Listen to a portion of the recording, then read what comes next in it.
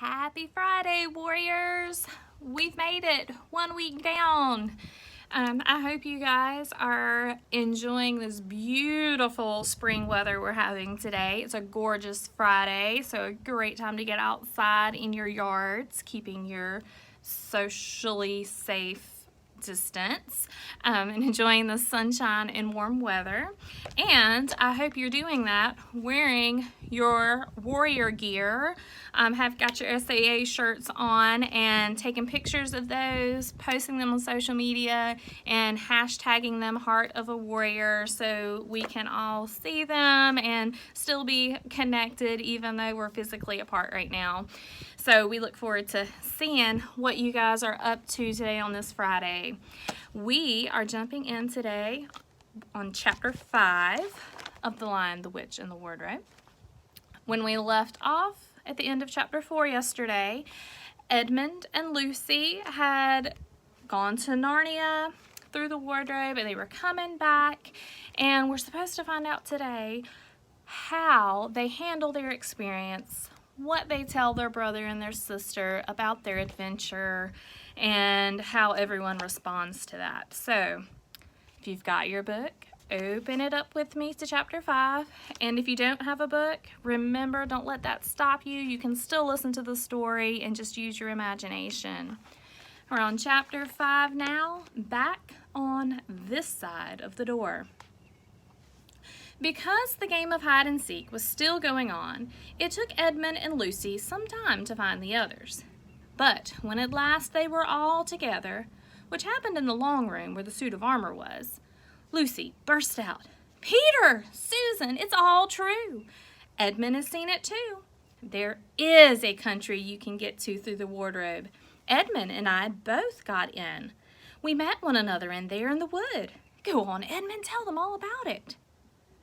"What's all this about, Ed?" said Peter. And now we come to one of the nastiest things in this story. Up to that moment, Edmund had been feeling sick and sulky and annoyed with Lucy for being right, but he hadn't made up his mind what to do. When Peter suddenly asked him the question, he decided all at once to do the meanest and most spiteful thing he could think of. He decided to let Lucy down. "Tell us, Ed," said Susan.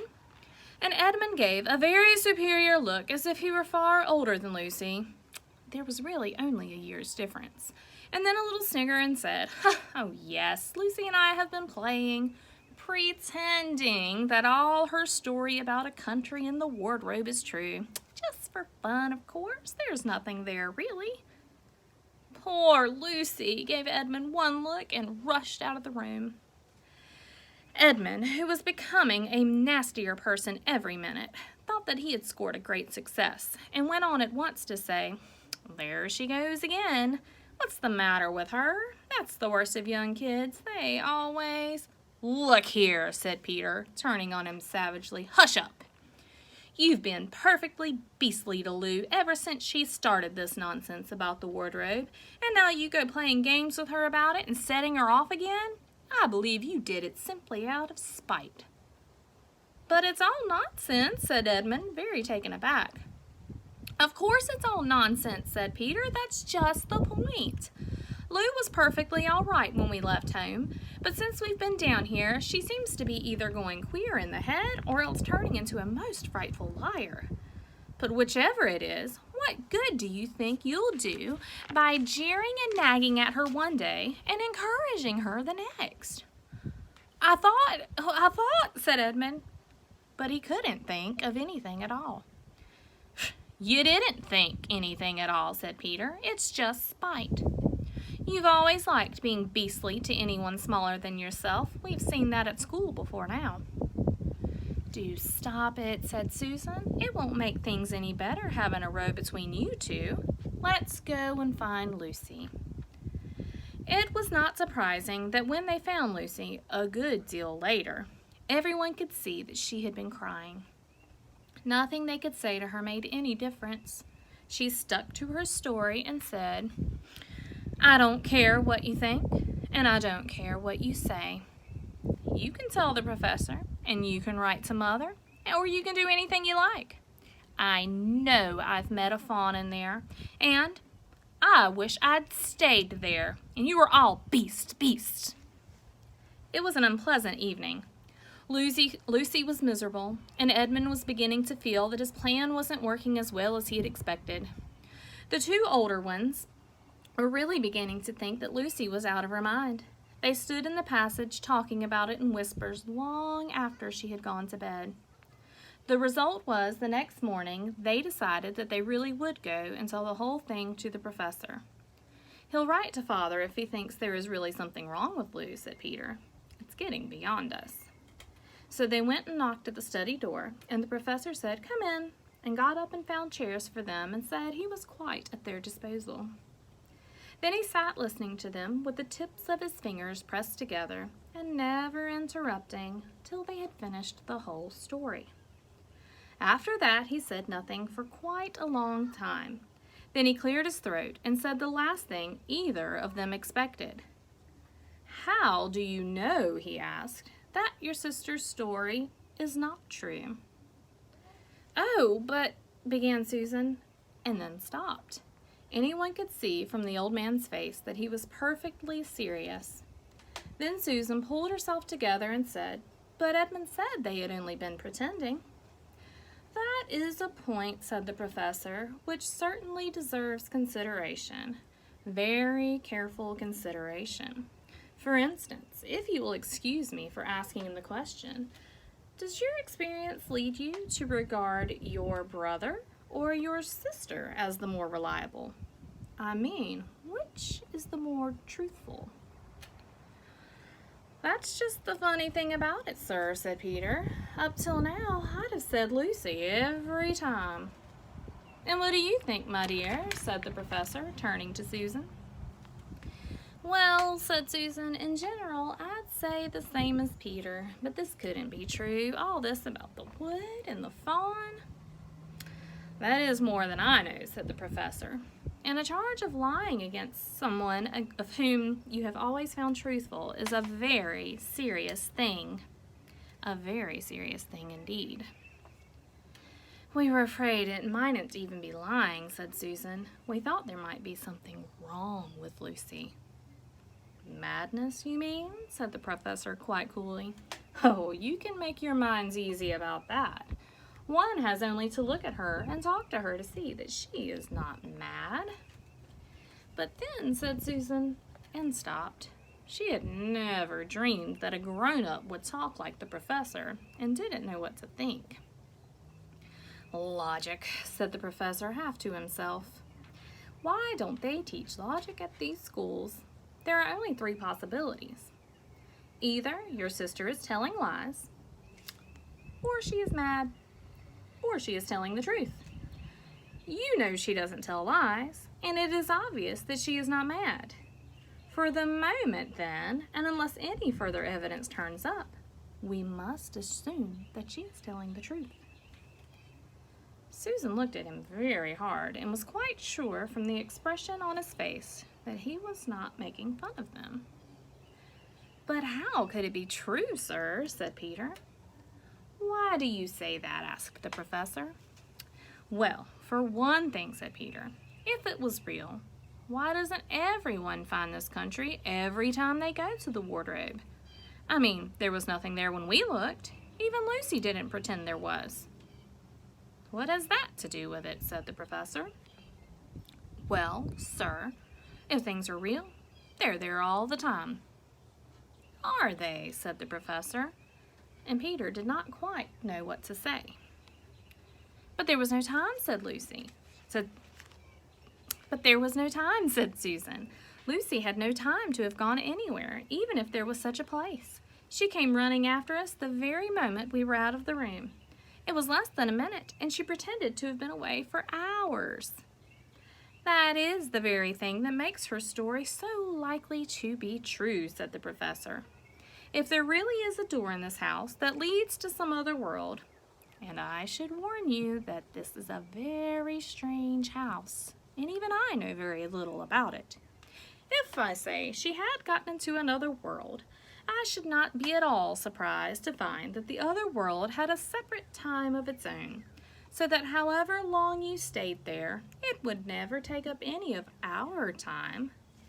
On the other hand, I don't think many girls of her age would invent that idea for themselves.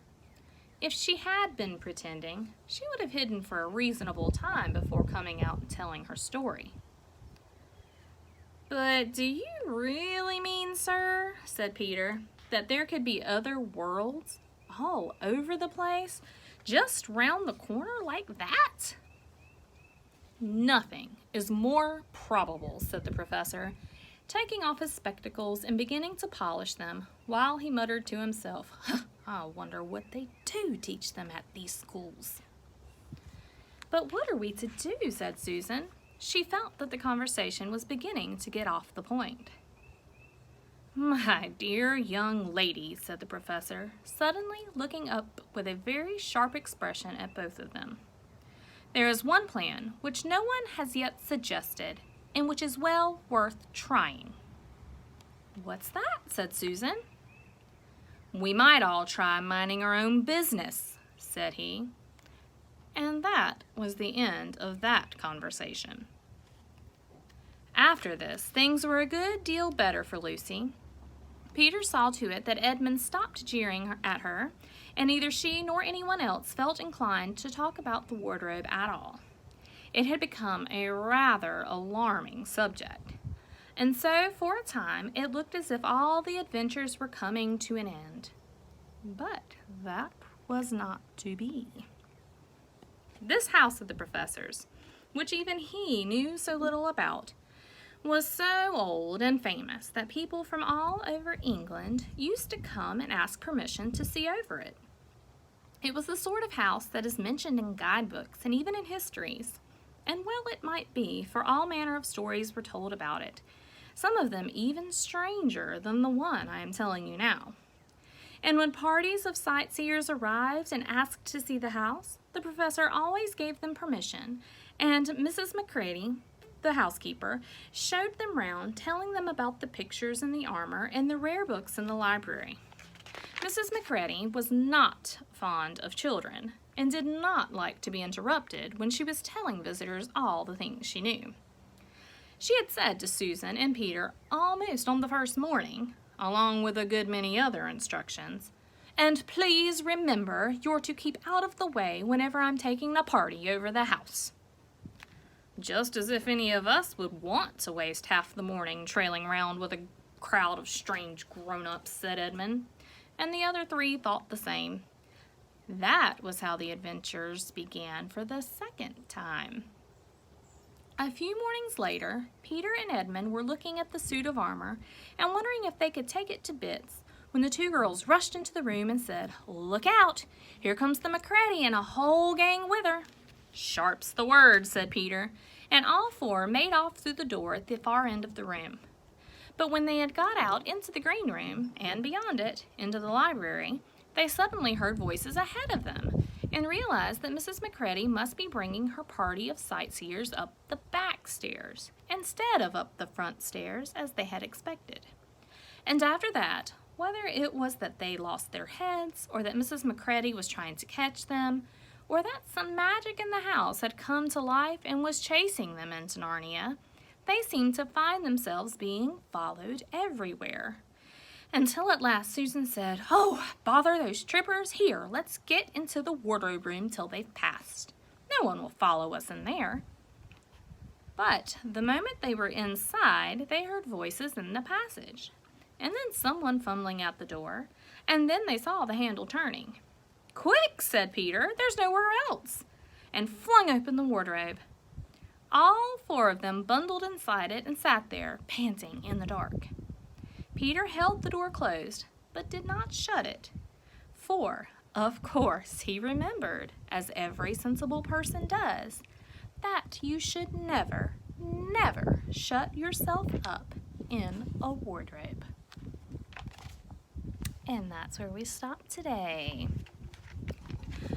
Okay, so Your challenge today, your mission, should you accept it, is to do a little predicting about our story.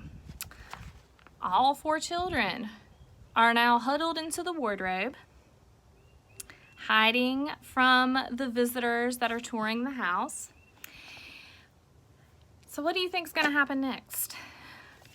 I'm going to give you 2 options today. Some of you like to draw. You're very artsy and you like to draw and color and do pictures. So you can draw a picture of what you think is going to happen next. Make it very detailed, lots of color, make it look good. Or if you're like me and you prefer words, you can write what happens next in the story. If you want to share your predictions, you can have your parents take a picture of your drawing and upload it. Or if you choose to write an ending or a prediction of what happens next, you could even get your parents to video you reading your next chapter, just like I read on here, and get your parents to upload that video of you reading your story in the comments, and I'll listen to those, and we'll find out tomorrow, or yeah, tomorrow. I'll post the next video tomorrow, even though it's the weekend. We'll find out if you are right when we go on to chapter 6. So have fun with that. Have a great Friday. We love you guys. We're praying for you guys. And of course, as always, God loves you more. See you next time.